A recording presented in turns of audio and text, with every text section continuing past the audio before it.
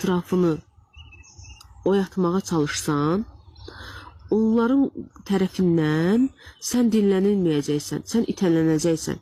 Neynəməlisən? Yatmışları razı deyiləm, kimsə oyatsın. Səs salma, yatanlar qoy hələ yatsın, yatmışları razı deyiləm, kimsə oyatsın. Bax, Allah orada, Allah bizə deyir, o Sabirin sözü ilə, o dəyərli ruhun, Mirzə Ələkbər Sabirin özünü bizə fəda etmiş ruhsal bir rəhbərimizdir. Allah onun dili ilə deyir ki, ey aydınlanmağa doğru gedən və yaxud da aydınlanmış insan, səs salma, yəni səndən salam, gedib səndən nəsə oyanış haqqında, mənəviyyat haqqında soruşmayan insanları gedib zorla oyatmağa çalışma. Gedib onları sirkələmə, onlara diktə eləmə ki, həyat belədir, həyat elədir, nə bilim, reinkarnasiya haqqında danış, onun haqqında, bunu eləmə. Ətrafını buna zorlama. Deyir ki, mən razı deyiləm, qoy hələ yatanlar yatsın. Yəni, Allah hələ buna razılıq vermir. Allahın hələ onların oyanmasına rızası yoxdur.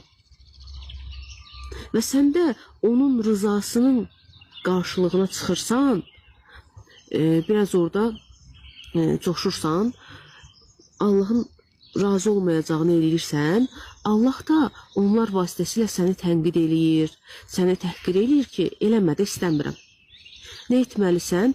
Özün o oyanışı yaşamalısan və özün o halda olmalısan və bilməlisən ki, sənin o halına, bəli, bilirsiniz, hər bir sözdə, hər bir o Mirzə Ələkbər Sabir, Cəlil Məmmədquluzadə, Abbas Səhət, bax bunlardan çıxan, bu ruhlardan gələn sözlər Allahdan gələn sözlərdir. Bu ruhlar, yəni Allahın yer üzərindəki seçilmiş, Azərbaycandakı ruhlara göndərdiyi möhtəşəm bir ruhlardır.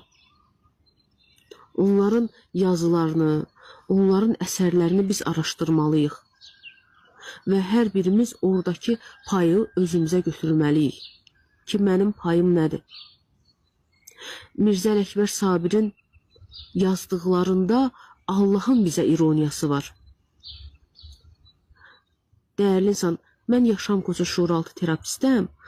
Bu sahəyə həm də ədəbiyyat, riyaziyyat, fizika, hər şey daxildir. Və ən gözəl ədəbiyyatçı da Allahdır. Allah sistemi ədəbiyyatla, ədəb ərkanla var edibdir. Və ən gözəl ədəbiyyatçı da Allahdır. Allah sistemi ədəbiyyatla, ədəb ərkanla var edibdir. Gözəl insan, hələ də oxuyuram və ömrünün axırına qədər də oxuyacam. Yəni, bir onu bilirəm ki, heç nə bilmirəm, bir onu bilirəm. Yeganə bilgi sahibinin Allah olduğunu, yeganə elm, hikmət sahibinin Allah olduğunu və ondan sadəcə süzülən damlaların bizdə olduğunu fərqindəyəm ki, Yaradan deyir, mənim bildiyimdən çox ondan artığını bilməzlər. Yaradan bildirir.